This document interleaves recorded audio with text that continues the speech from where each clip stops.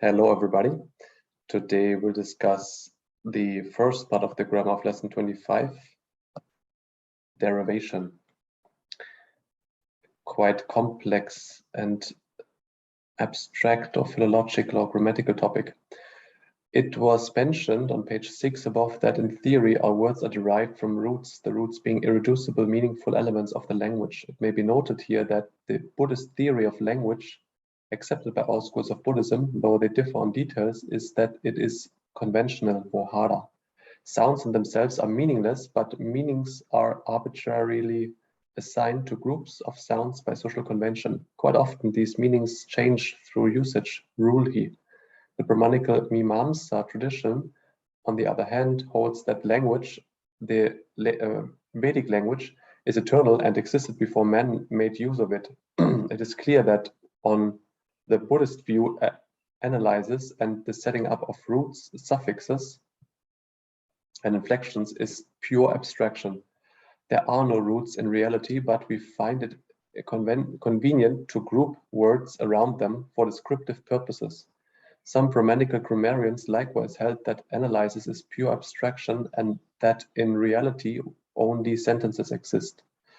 The suffixes by the addition of which derivation takes place are also meaningful elements, but of a different kind and with much more general meanings or grammatical meanings. Thus, ta is such a suffix meaning past participle, completed action. A third and the last group of meaningful elements, still more general in meaning, is the inflection of verbs and nouns. In the case of verbs, it is essential to learn the roots or prefix plus roots, i.e. verbs, to which the manifold tenses, stems, and participle stems belong, carrying the same meaning with only distinctions of time and mode. In the case of nouns, however, it is usually more convenient to learn the separate words without much attention to derivation, especially as the meanings of nouns derived from a common root are often widely divergent, and it is these distinctions of meaning rather than any similarity which it is essential to discover and remember. Primary derivation. The derivation of a stem directly from a root is called primary kitta derivation, and nouns derived in this way are called primary nouns, kitta kanama. They include participles, gerunds, infinitives, the agent noun, action nouns, possessive nouns, the kitta suffix in, and a number of nouns having the suffix a, short a, forming their stems. For theoretical purposes, several distinct suffixes in short a are assumed since their meanings are distinct. Thus, one means action noun. Or in some cases, the process of derivation includes an alteration to the root.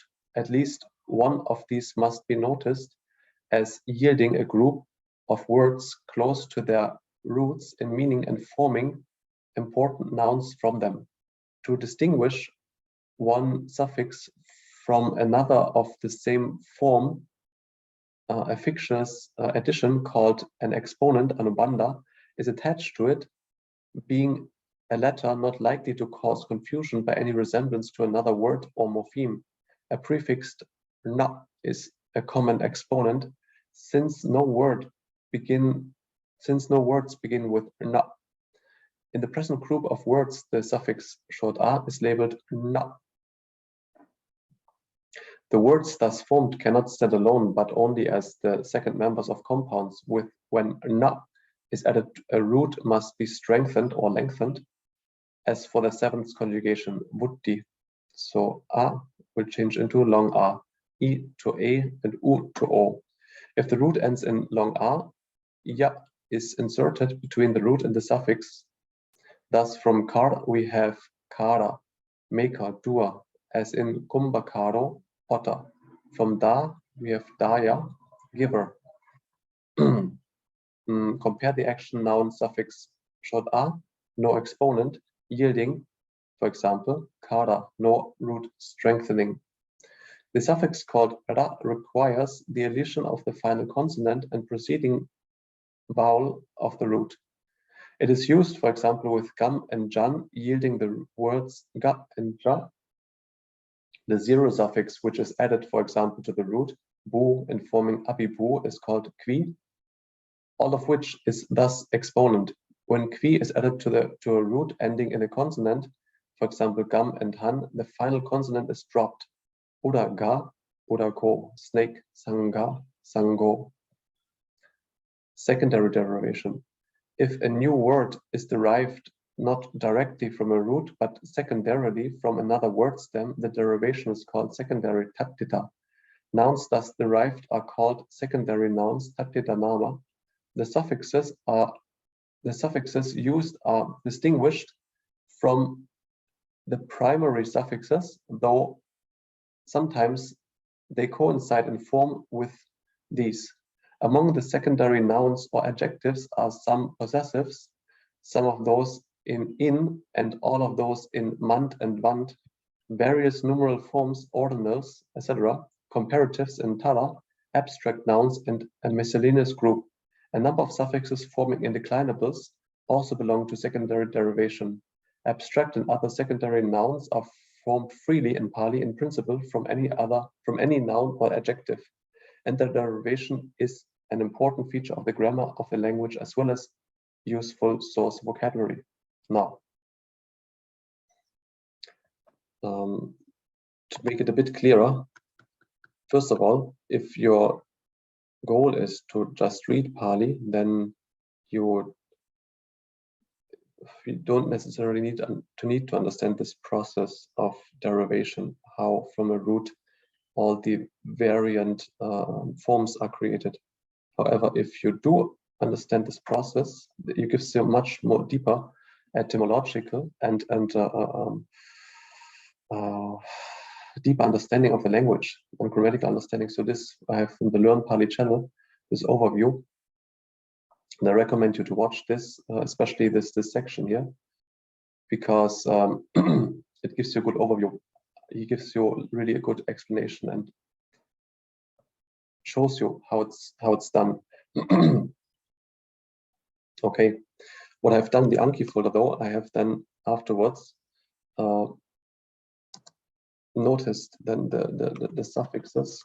I've noted the suffixes for derivation, and then the specifics to give examples for secondary derivation here in this case, and then explanation how they specifically change in each one of the suffixes.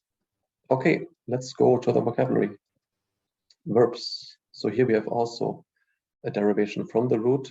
We have then the verb adivas, causative adivaseti, agree to stay, meaning reside, put up or put in with the accusative here, or accept an invitation. Anukamati, walk along. Anusunati, hear of. Abhisambutchati, become, I would prefer, awakened or attain awakening. Avasarati, go down to approach. Apuchati, ask leave or ask leave of absence. Uyojeti,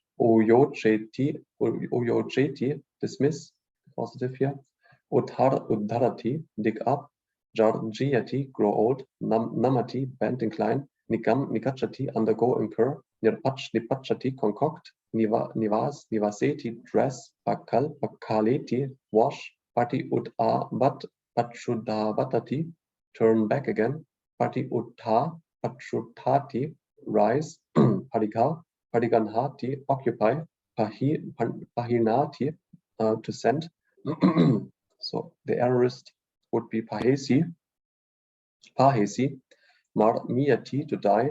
Mapeti, to build. Samharati, gather. Samtarati, to strew, to spread, or to carpet. The process is not clear, but it appears to be a temporary but decorative floor covering. Some this, positive, some daseti, instruct. Some pahamseti, delight, transitive. Some ada, the positive, some adapeti, exhort. Some utejeti, to excite or fill with enthusiasm. Some salaketi, observe, and a few nouns. Adikaranam, case or affair.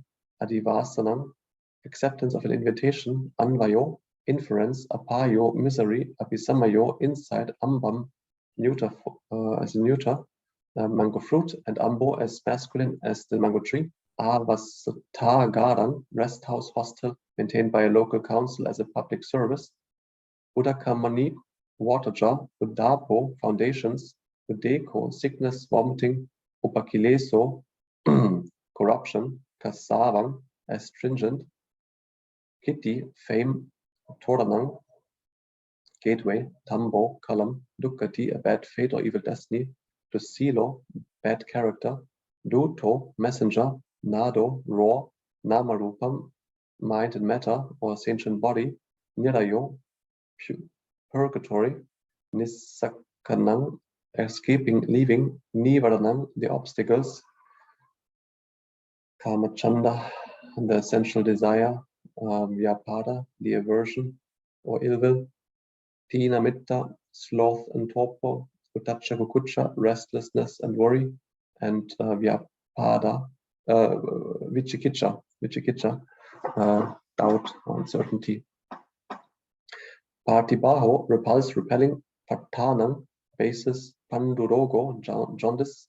Padakina, reference, veneration, circumambulation. Padipo, lamp. Parcado, city wall, ramparts. Putto, bag or package of merchandise. Passo, touch or contact. Ilado, cat. Bodhi, I would again prefer awakening. Bodhisattva, here also a being destined for awakening, future Buddha or Bodhisattva. This is the Sanskrit form. Vitti, wall. Vedanang, opening. Okay, today until here.